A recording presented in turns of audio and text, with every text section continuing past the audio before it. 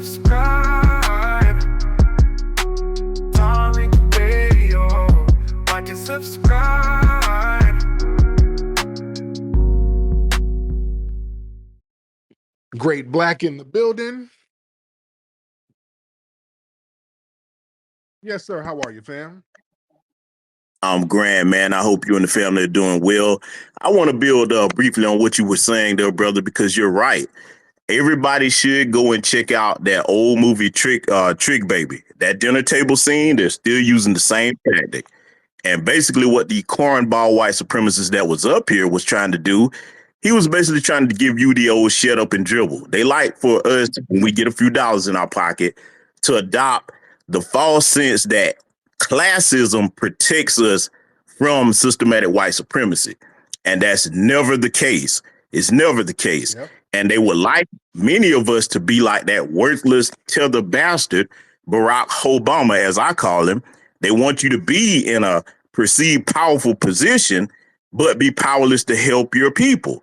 Because remember, when his buddy Skip Gates had that situation, instead of him trying to enforce punishment or support punishment, he invited the white supremacist race soldier to the White House for a damn beer summit. Yes. They want all of the warrior class to end up like that and see what brothers like yourself, myself, many other brothers in here that have made ourselves successful by hard work. We understand that as the warrior class, it's our responsibility to not set that cowardly, irresponsible example. Right. We reject it and let them know, like you were saying, when you go for business deals back in the day and they try to entice you, you be like, listen, I'm coming in here as a king. Whatever you offer me, I can get for myself. Right. Nothing impresses me. Now show me the money or quit wasting my time. And lastly, I'll say this.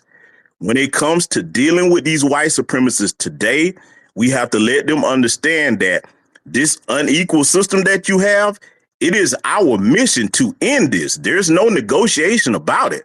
Our lives and those of our families and children will be protected, and you will not attack our women and children with impunity. With that said, I want to thank you for everything you've been doing, brother. Your people have your back. Black first, salute, and I'm a land. Man, much respect to you, brother. Man, what brother Great Black Shark said, a mouthful on that one. Yeah, just because, and I want to talk to black folks, man, just because if you get some dollars, don't let them turn you into a coward against your community. Because listen, we got children out here. We got these kids. They need folks to look up to. They need us to set examples. They don't need us quivering and cowering around and not saying nothing. That's the problem I had growing up. We didn't really have too many riders like that. I remember as a small kid, I was looking for riders. I'm like asking my parents and my grandmother, man, who's speaking up for black issues? Because I knew there was a problem.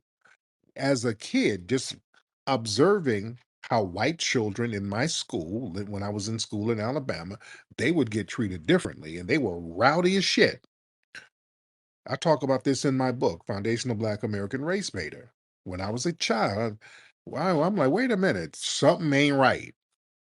The black kids, we get severely punished for doing half the shit that these rowdy little white kids do. They don't get in trouble for shit. They don't get suspended. They don't get expelled. They don't get sent to the principal's office.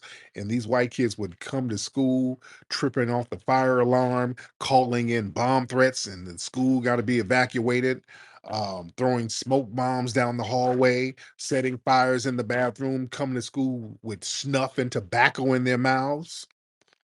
And they never got in trouble. I said, wait a minute. And a black kid, you speak out in class or you talk too loud, you got to go, you get suspended. I got suspended all the time for little bitty shit. I said, wait a minute. Hold on. This ain't right. This ain't right. Just my little spirit told me this shit ain't normal. No. I know we got to get to the bottom of this. Why the hell am I being treated different? I started asking questions. I'm like, hey, mom, give me the Bible. Where are the black people in the Bible? Mom, where are the black people here? Who is the first black person there? I would ask questions. My mom bought me a whole set of encyclopedias. That's why when people wonder why I'm so well read. Mom, get me some encyclopedias. My mom got me some old encyclopedias, some used encyclopedias, and the the encyclopedias were from the 60s. They were used. She got them for me in the early 80s, but the encyclopedias, they were like over a decade old. They were from the 60s. And it would have in the end section, in Negro. And it had like a picture of Harry Belafonte singing. Like, wow, okay. And then I got to find this dictionary, not dictionary, but encyclopedia.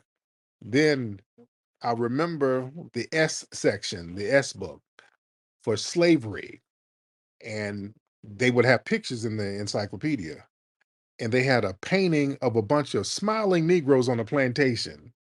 I said, "What the hell is this? What the hell?" It was like slavery and a bunch of folks picking cotton, smiling. Like, this ain't right either. Okay. I'm like, I know they weren't really happy on no plantation like that. So again, I'm still running into white supremacy. I'm still not getting all the answers I'm needing. I'm really looking for the answers. And there was nobody growing up in the 80s. I who were there were nobody really speaking truth to power in the media like that. Nobody was speaking against racism like that in the 80s. Nobody was speaking like that until like the late 80s. And who started speaking against it? The hip hop community. And then we start seeing folks like Dr. Khalid Muhammad. I remember when I got put on to him, and when he was speaking the truth, I'm like, there it is right there. That was one of the first people I started listening to. Then Shahrazad Ali said, there it is right there. Now, there you go. Those people right there. Now, there we go. That's who I've been looking for. And then when they gave me Dr. Welsing's book, I said, shit, there it is right there. This is what I've been looking for right here. That was it. These are the answers. That's what I've been looking for. That started waking me up, and that's when I got on that journey. So I wanted to produce that type of energy for a lot of young people growing up. I don't want them to be just lost with no information like I was. That's why we did the Hidden Color series. The Hidden Color series changed the game. That was a lot of people's introduction to wokeness, consciousness, all of that. A lot of people that was the first movie of its kind, or the first series, because it wasn't just a movie, but it was the first series of its kind. It was nothing like Hidden Colors. Nothing at all. Nothing like it. You see? Nothing like it whatsoever. And I felt it was necessary to do that because when we first started doing Hidden Colors, I'm I had like 3 pilots in Hollywood. I had several networks trying to give me television shows to do relationship advice because that's what my thing was. You know, I had huge selling books based on relationships. So that's always a big market. So these people were throwing all types of money for me to do relationship stuff. And I just could have done that and just kept my mouth shut. But I'm like, nah, no, I'm dealing with the Hollywood system and I'm looking at the movies they're producing. I'm looking at like The Blind Side and Precious and The Help. I'm like, man, this type of shit, this is a psyops, man. This will f people up psychologically if you don't have a counter to it. They can't just keep dropping these types of derogatory black films on us. That's psychological warfare. And nobody was countering it. So I said, well, shit, okay, I'm gonna have to get out here and do something my damn self. Since nobody is countering it, we got to do something. And that's when I decided to do the Hidden Color series. And folks in Hollywood, they did not want me to do that. They kept kind of making little veiled threats for me to not do that. Oh, that's going to be too controversial. Well, we might not want you to go in that direction. Damn that. Yeah, y'all can talk about your history. No, I'm not. I got offended by that. I'm like, wait a minute. I kept telling them, I'm like, look, I'm gonna hold off on these shows because I want to do a movie about just some real Black history shit. Oh, we don't know. That might be offensive because if we give you a network deal and the corporate sponsors, if they see something like that, I'm like, what? Why is our shit offensive? I was getting offended by them telling me this. Like they do ethnic pieces for their ethnic groups all the time. Then we get to doing our shit, talking about our ethnic group, talking about Black history. All of a sudden, we got to worry about if the sponsors gonna be upset. And fuck that. No, I'm about to do this shit, and I'm about to go all the way in. I said, man, we about to go hard body with the Hidden Color series, and that's exactly what we did. And the rest is damn history. We got Bushmeat Barrister. Do y'all want to hear from Bushmeat Barrister, ladies and gentlemen? Give me a thumbs up if you want to hear from Bushmeat Barrister. Give me a thumbs down if you do not want to hear from Bushmeat Barrister, ladies and gentlemen. Where y'all at? Come on, fam. Where you at, fam? Oh, I see a lot of thumbs down. They're like, oh, we don't want to hear from this sassy tether. Oh, Lord. Bushmeat, they don't want to hear from you, fam. Everybody's giving the thumb. No, don't you give yourself a thumbs up. No, nigga, everybody's giving a thumbs down. They do not want to hear from you, Bushmeat. Uh, yeah, okay, hold on. Look, just for shits and giggles, I get him for a couple of seconds, not too long. Let me get him in for shits and giggles. All right, Bushmeat Barrister, what's going on, man? Hey, I just have a quick question for you. The suspected white supremacist you just spoke to, he did mention, he did say something that I'm wondering. He said that fight for reparations. I'm just wondering, once you get it, what are your plans for it, or how will that benefit foundational Black Americans? How will reparations benefit foundational Black Americans? Oh, easy. It's called none of your damn business. Okay, can you just be more It specific and none of your elaborate? business. Why in the hell do we have to give an accounting to you who ain't even qualified to get reparations? Why the hell we got to give you an accounting? No, I'm not sure. I'm not asking. No, I'm asking how will it benefit Don't Black people? matter. You ain't qualified to get it. Why do we have to give you a rundown and an accounting of what we gonna I'm not do? asking for an accounting or I'm just asking how will it help Black people in America? How will those How would reparations? money Because help? Yeah, your well, money always helps. well, Black people in the community, foundational Black Americans, their dollar don't circulate because they don't have no community. Then They have don't neighborhoods. No, they don't. yeah. Black people don't have So their why are you worried dollar about it? You ain't getting it. You're not getting the reparations. So why you worried about it then? If it because must be a basically threat, all the money that it let's must say if be a you are. threat. It must be a threat to you. Why do you feel so threatened if we get reparations? Why is it a threat to you? Oh, it's no threat to me at It all. is, sir, because it bothers you. You call here every day worrying about what we gonna do with reparations money and how we gonna get it, where we gonna spend it. Ooh, yeah, all y'all gonna fight to get it. Why does it concern you so much? it I'm just concerned because of the way that Black people spend their money. They give it out to white people, Asian So if people. they want to do that, how does that have a bearing on That does you? not benefit Black people at But all you don't, because you're not getting the money. It's not for you. You're not going to get it one way or the other, sir. so how will giving money benefit Black people when they're just going to throw it away? Well, it's going to benefit foundational Black Americans. How? Because there's no community, you're not going to build anything. So how will it benefit Black people? How will it empower Black people in general by giving Black people reparations? Yeah, you're not going to get it. So I don't know why you are You're concerning yourself with it. you're avoiding the question. You're not being No, just answer the question. no, I don't know because I'm letting you know that we're not obligated to tell you what we're going to do with the reparations because you're a non-factor. That's what I'm letting you know. You're not a factor. Like Donald Trump says, you don't have no cards. You just don't have no cards. I'm a What am taxpayer, so don't that, I definitely sir? have You're a refugee.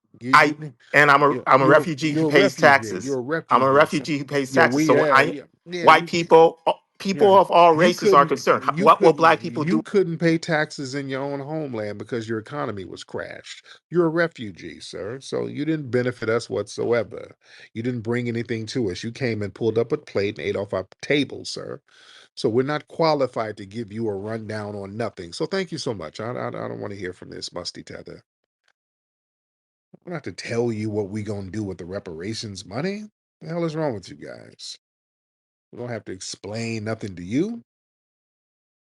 Oh man, y'all raise your hand. Raise your hands in the building. Let's get Billy Ray. Let's get Billy Ray in the building. Billy Ray raised his hand, so let's see what's up with Billy Ray. I haven't heard from him before. I like to try to get new faces in here. Billy Ray, Hey, yo, Tariq, what's up, my guy? how you doing, Billy Ray? Man, listen, I'm good, but one, I just want to say, one, I appreciate everything you're doing. I'm in Milwaukee. You know what I'm Yes, saying? I've been a fan since the first Hidden Colors. yes, sir. But we need more people like you. You know what I mean? And I'll land my plane there, but we need a lot more people like you that's pushing for us, because ain't nobody finna ride for us but us. And I Mm. appreciate what you're doing. Like I said, I've been a fan since the first Hidden Colors, dog. That's all I want to say. You know what I'm saying? Yes, indeed, man. Much respect, brother. Thank you so Big much. respect. Thank you. Yes, indeed. All right, let's get let's see. Hold on, let me get him out. All right, shout out to everybody in here. How many folks we got in here? Well, we got a lot of people in here early. I guess y'all don't have to work tomorrow, so y'all flooding the zone. I love it. I love it. We in here. Let's get let me see. Let's get Circle. Let's get Circle in the building. Let's get Brother Circle in here. Let's get Circle in the building. Mr. Circle, hop on. All right, Circle. Circle. Try to unmute your microphone, and okay, we'll get Jay Fuego in the building since Circle didn't say nothing. Jay Fuego in the building. Jay Fuego. Yes, sir. Hey, I just want to say, hey, thank you for everything you do, bro. Cause hey, you like straight to the quick and everything you do, bro. So I just want to say, hey, thank you, brother, and bless you. And I just want to say, hey, thank you, brother. Man, I appreciate you, brother. Thank you so much. All right. All right, brother. That's Jay Fuego in the building. Jay Fuego in the building. All right, let's get hold on, we get Jay out of here. All right, y'all raise your hand. Raise your hand. Sometimes people just call and want to give shout outs. Let's get Mansa. Let's get Mansa in here. Mr. Mansa, let's get Mansa in the building. What's up, my brother? Hey Mansa, how are you? All right, good, good. We ain't gonna fight this time. What I want to say to you is that with that Carmelo Anthony, you know, it shows how white people found a need to police black people, Yeah, and you see all these Uncle Tom bootlicking, buck dancing ass clowns. And I you heard College speak. That's some of his language. How they like Charleston White and Eddie Griffin are defending this cracker. yeah. So I said, like College said, they should kill him a goddamn again, dig him up and kill him again. But if we don't separate, when I was saying this last time, you kind of disagree. Separation is the only solution. Why should black people have to live amongst white people? We see what they do, see how they treat us, see how they don't respect us. You see what they continue to do to us. So my only thing with you, what you said about white supremacy is great. We start getting into fighting each other. That's what white folks want. So we don't have to agree if those of us who want to be Pan Africans or Right. those of you want to be we don't have, why we gotta fight and disrespect each other, name calling. We should be fighting on our community. I'm in Chicago right now, sitting on the other platform. Two brothers, all same tribe, on a plane. They get on the plane and they disagree with each other on social media. They start a shootout at O'Hare Airport. So the black community wants to go out and live amongst white people because we see our community is not what it should be. Hmm. We spend the effort on building our community up. You know what I'm saying? And I agree with reparations. I'm fighting for it. But we got to make the black dollar recirculate itself. So that's what Barrister was saying. If the money goes out of our hand into the Koreans' hand, the Arabs' hand. Look at Chicago, flooded by Arabs. You know what I'm saying? And Yeah, that came in through the emergence of Islam, but black Muslims won't speak about these goddamn Arabs in our community. So my thing is, we can unite. We don't have to agree, but we do not need to be around white people. So my question to you: why were you so hard on the idea of separation? We know we never get a fair shake. This they're gonna try to throw this black man under the jail and take away the key. Why we gotta keep giving white folks a chance after chance after chance? They keep putting their damn foot on our neck. A cracker is a goddamn cracker. You ain't gonna change white people, never, ever in life. That's my question. What's wrong with all you articulate? You articulate why we can't separate from this white man. there you go. Thank you so much. And I'm gonna answer that. And like I said before, here's the problem. The white supremacists, they've dominated the known universe. As Neely Fuller said, there's nowhere to go. That's the thing. We're just gonna just walk away from them. No, no, no. You got to deal with these white supremacists. They dominate. You can't even go to Mars. They got Mars locked down right now. So you got to deal with them. You got to deal with white supremacy hands on, face to face. That's why we have to produce justice. There's only one place to go that's white supremacy free, and that's North Sentinel Island. And that's because they'll kill anybody who gets over there. And we can't really go over there. But other than that, everything is dominated by white supremacy. They dominate the economy, the environment, everything about it. And we got to be very real about that. This is why we have to look at the totality of systematic and global white supremacy, like our sister Dr. Frances Cress Wilson talked about. It is a global system, and we have to dismantle that global system and produce justice, replace it with the system of justice. And the first step to rectifying a problem is acknowledging the totality of the problem. So we try to be in denial based on ego. We got to get off that. It's okay to say, hey, I'm victimized by this system and it's global and we haven't figured out how to replace it with justice yet. But that's why we're having discussions. Because sometimes you get your ego get in the way, and not just black people, sometimes white society, their egos get in the way. Going back to the Seminole Wars, I give that and I like to use that as an example. The Seminole Wars down in Florida was basically the Black Seminoles being the military arm of the Seminole Nation. And they were putting in the most work. They were really putting in some work and they were beating the brakes off the US Army. They were whooping their asses by the thousands, just slaughtering them. And they kept sending different generals down there. And US generals were getting slayed. There was one guy called Fluff and Feathers. They slayed him, I think. General Dade, him and his men got massacred. They kept William Thompson. He went down there. They and popped his ass. They were just popping off army generals. I'm talking about generals. They were getting the top ranking people, just popping their asses because they kept going down there underestimating what was going on. They kept framing it, okay, yeah, we're just fighting another group of Indians. Why are these Indians so damn tough? Damn, all these other Indians, we just kind of slap them upside the head and make them bow down. But damn, what them Florida Indians, what the hell? What are they doing down there? And they went down there to find out. And they kept going down there getting whooped on. And it was one general, Jessup. General Jessup had to go down there and bring truth to power because a lot of those generals, they went down there and they saw the Black Seminoles, but they didn't want to believe that they were really putting in work like that. And they became believers, but it was too damn late. You see, once you saw what was really going on, yeah, you couldn't live to tell nobody. So General Jessup, he went down there and he said, "Okay, look, let me talk to my guys here. Let me keep it a bean with you." And this is documented in his writings. This is his words. He said, "Look, this is not an Indian war. This is a Negro war." His words, verbatim. He said, "This is a Negro war. We're fighting Negroes. We're not fighting Indian, Native Americans, whatever. These Negroes are whooping our asses. We're going to have to come at this with a whole different approach." They're not like these little red creeks and Chickasaws that we done smacked around here and there. No, these are Negroes, and they are not going back on the plantation. So we're going to have a different approach. We just got to keep it a buck.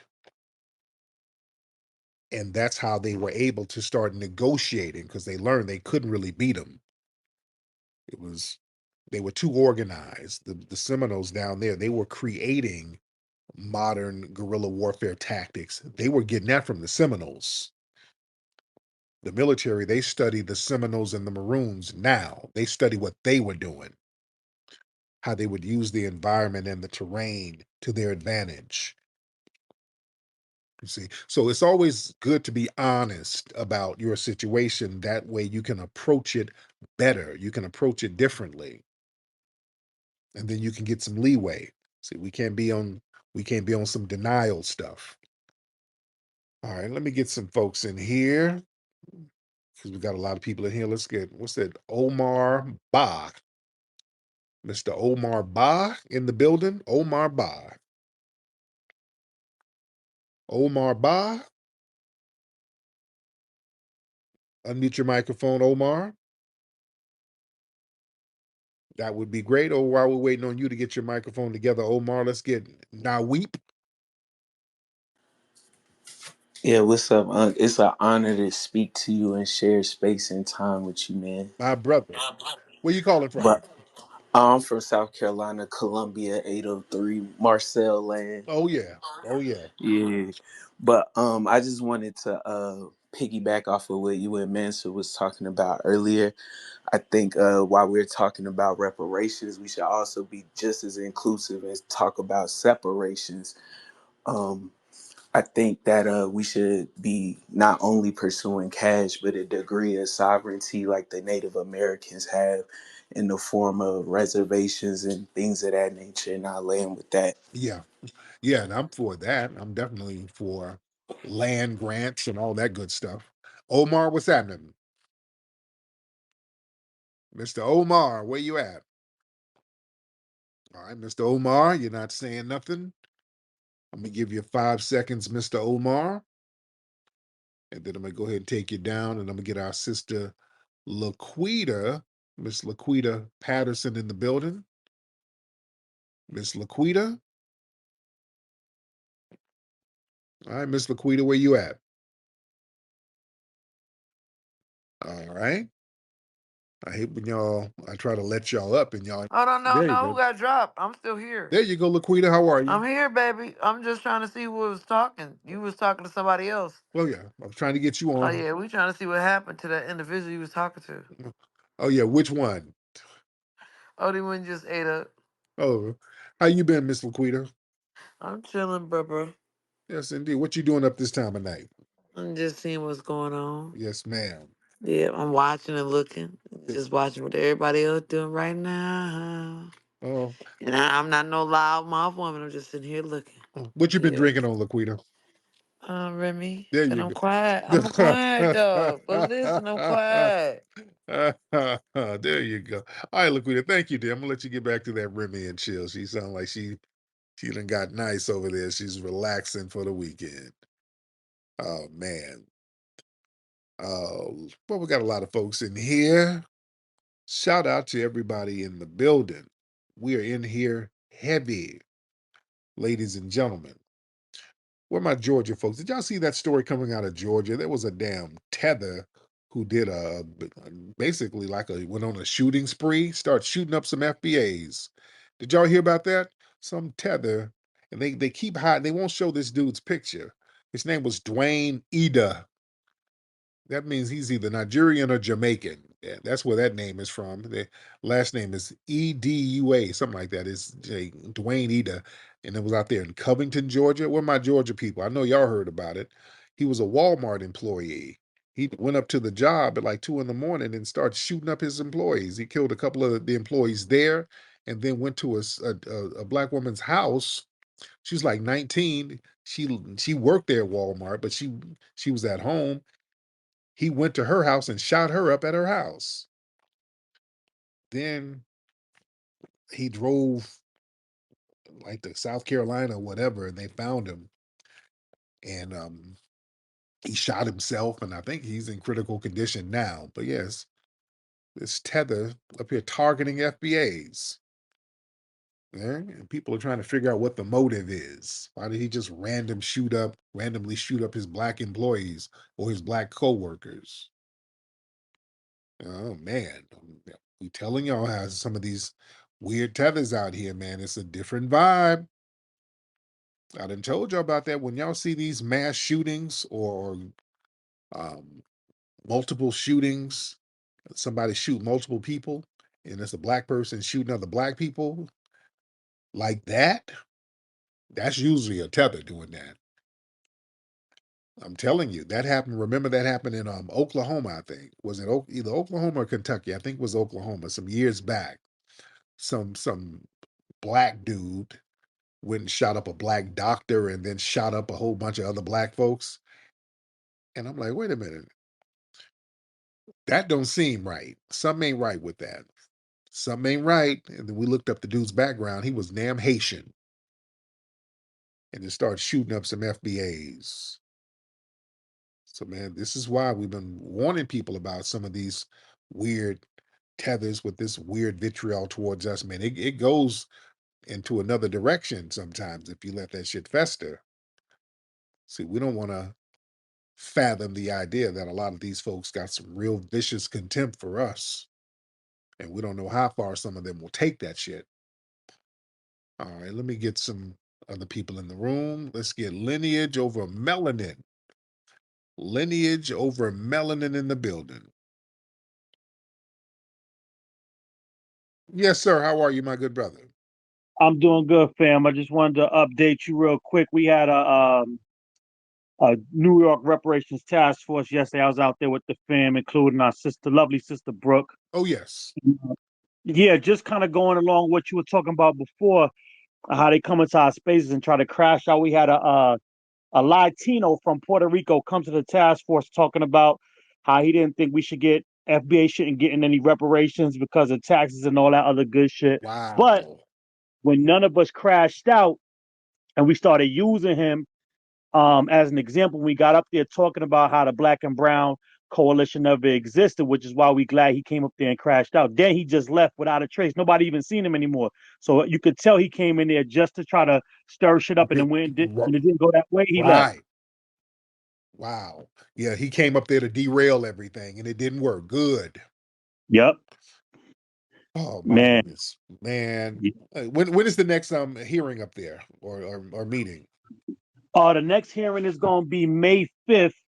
From 4 to 8. That's what's gonna be out in Long Island because they've been going around the state, different boroughs and different cities in New York. So next one's gonna be out there in Long Island at Westbury College, the Okay. SUNY College out there. Okay, also thank you so much. And all the New York family, y'all need to be out there with Sister Brooke and this brother here. Y'all need to be out there supporting because yeah, they sending the tether class out there with that bullshit. Like I said, they send these folks out there to troll and waste time and derail everything. Everything is all about derailing and trying to gaslight us to jump bad so they can flip and be like victims. Oh God, I'm gonna need reparations. The FBA's and they've attacked me. Oh God.